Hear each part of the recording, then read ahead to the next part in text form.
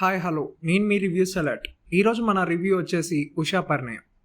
Family romantic చిత్రాలలో దర్శకుడు K Vijay Bhaskar తెరకెక్కించిన తాజా చిత్రం ఉషా పరిణయం.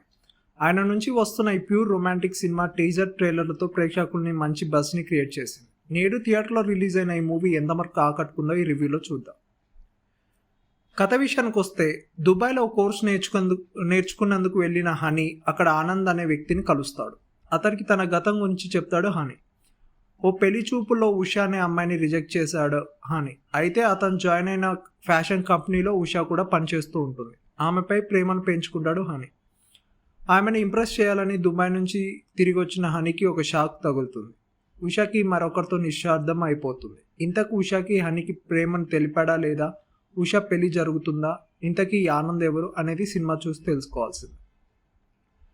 ప్లస్ పాయింట్స్ వచ్చేసి, ఉషా పరిణయం సినిమా కథ రొటీన్ అయినప్పటికీ దానిని ప్రజెంట్ చేసే విధానం బాగుంది. హీరో శ్రీకమల్ చక్కటి నటుడుగా కనిపించాడు. కథలోని ఎంటర్టైనింగ్ అంశాలు అలరిస్తాయి. ఫస్ట్ హాఫ్ చాలా జెన్యూన్గా సాగటం సినిమాకు మంచి point.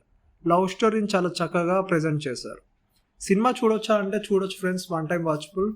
Thank you friends, thanks for watching. Please subscribe our channel. Once again thank you.